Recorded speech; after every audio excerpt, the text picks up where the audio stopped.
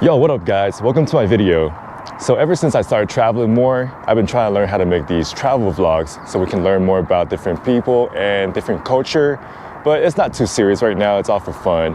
But due to recent events, I feel like I should talk about something a little bit more serious. So for this video, I'll be talking about my boy, Andrew Yang.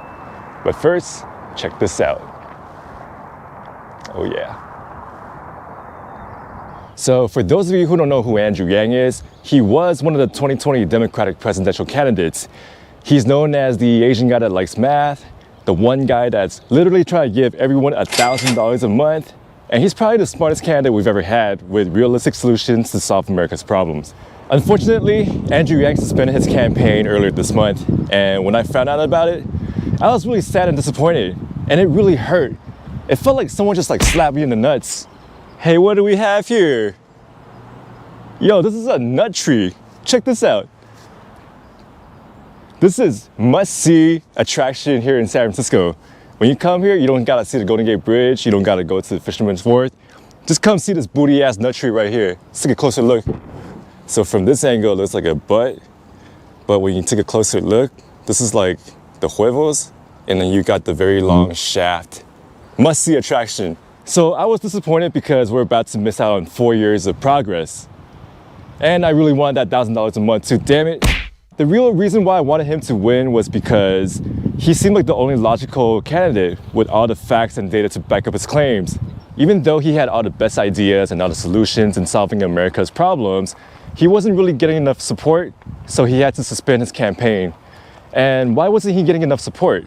Is it because America's not ready for an Asian guy to be president? Or is it the fact that America doesn't really know who this guy is and they don't understand his ideas? So we just had the debate in Nevada on Tuesday, and without Andrew Yang on stage, honestly, it's a shit show. All the other candidates talk about is Trump this, Trump that, oh, we gotta beat Trump. Like, yo, we get it. Y'all been talking about beating Trump for 4 years now. You know how you can beat him? You win the votes of America. And how do you win America's vote? You fix America's problems. And they're not even talking about solutions or ideas of how to fix this country. All they're doing is talking mad crap about each other. Yo, I thought it was a debate, not a roast. If I wanted to watch a show where they just bag on each other all day, I'd rather just watch like Housewives of Atlanta or something. It's probably more entertaining. And when they're not talking about Trump or talking smack about each other, they're just talking like a typical politician. And we have to understand what the art of talking like a politician is when you're dodging questions left and right, but you sound good. So what did you order? Whoa, that's a very good question, and I'm glad you asked. We Americans deserve to know the real answer because we've been lied to too often, and we've been told many false promises, and we're angry, and we're not gonna do this any longer. Oh, and that guy right there, he spoke horrible things about women 30 years ago. You didn't really answer my question. Well, we should really focus on what really matters here. As I'm about to have this nice meal in front of me, I just can't help but think of Americans, very hard-working Americans that are struggling. We are the strongest nation, and yet our citizens are struggling. This is not supposed to happen, so I will be the one to change all this. So go to my website, jacksofttothewhitehouse2020.com, and donate. What are you, a politician or something? That's how they sound like, they don't answer questions. Which is kind of ironic because you got a guy like Andrew Yang who has all the data, all the facts, but America's like, oh, I don't know if I want to vote for that guy. And then you have other candidates that don't answer questions directly, but hey, they sound pretty good. I think I'm going to vote for that candidate. So right now in America, we have tons of problems like our economy, our Medicare system, mental health, racism, and I guarantee it, all these candidates, they all want to solve these problems. But aside from Andrew Yang, no one's really talking about automation or technology, as if they don't understand how serious this issue is. Like, have you seen that video of Google CEO Sundar Pichai and Facebook CEO Mark Zuckerberg talk to Congress about technology? If you haven't seen that video, I put the link below. I'm not gonna show it in my video due to copyright reasons, but if you haven't seen it, check it out. It's actually kind of scary, but it's true.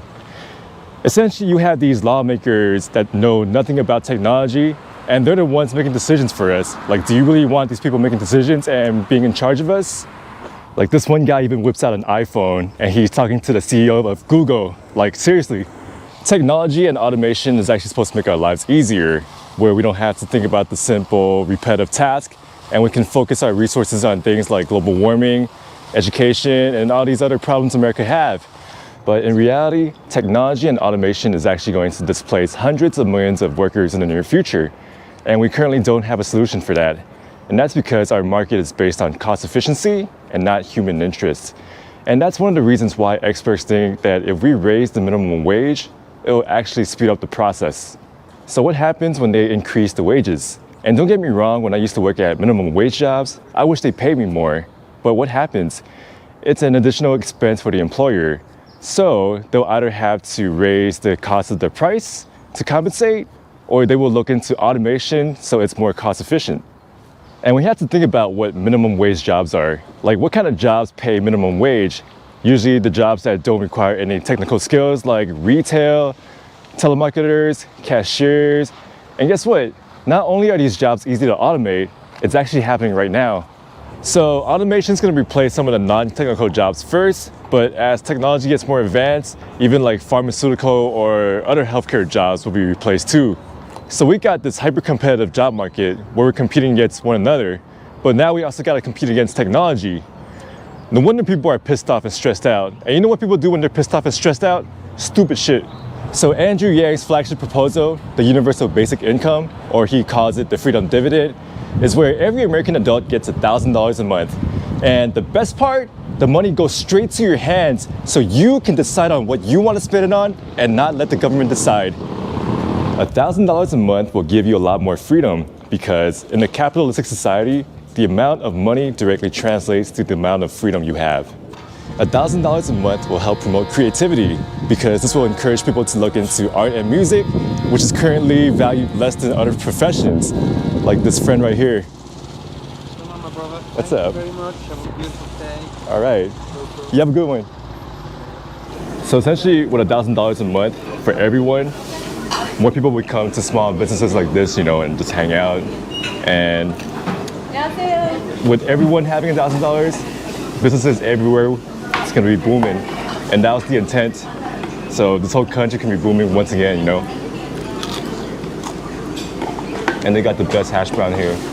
Way better than McDonald's, but probably the most important reason, but it's to alleviate stress, because why are people stressed out? They don't got money. And when you don't have money, you think about, how to get some of the fundamental needs like food and rent. So essentially, if you get that part taken care of, you'll be a lot more stress-free and you'll actually be happy. This way people won't be doing stupid shit. There's actually a lot of upside to giving people $1,000 a month. Just think for a second, what would you do if you had an extra $1,000 a month to spend? When people hear about the Freedom Dividend for the first time, $1,000 a month, they're gonna have some questions and doubts, like how's the Freedom Dividend gonna be funded? Are people gonna be more lazy? And is there gonna be inflation? Well, Andrew Yang actually explains all this on his website, yang2020.com. But for those of you who are too lazy to go check it out, let me explain this to you real quick. So how's the Freedom Dividend gonna be funded? Well, Andrew Yang proposes a value-added tax. And you're probably thinking, oh no, not more taxes. First of all, some of the other candidates are vouching for a wealth tax, which sounds great, but it failed in many European countries. Why? It's easy to get around. So what is a value-added tax? First, it's been implemented in many industrialized nations, but for some reason, America's not one of them. But basically what it is, it's a tax at every point of the production where value is added. So let's use bread as an example. First, it starts with the wheat and the farmers, and then it goes to the bakery, and then it goes to the bread shop. So every step along the way, it gets taxed. The best part about this is it's very hard to get away. So one good thing about the value-added tax is you can modify it. And he said on record that things like diapers, groceries, the fundamental essentials, doesn't want to tax, but he wants to tax the luxury goods. Because who buys luxury items? Rich people. While most of the European nations have the value-added tax at about 20%, Andrew Yang wants it at 10%. So combine that with the Freedom Dividend at $1,000 a month, you would have to spend more than $10,000 a month to not see the benefits of the Freedom Dividend. And who the hell spends over $10,000 a month? Rich people. So will there be inflation? Well, inflation happens when money is devalued, usually when the government prints more money. but the Freedom Dividend is funded by reallocation of money. Does the Freedom Dividend make people lazy?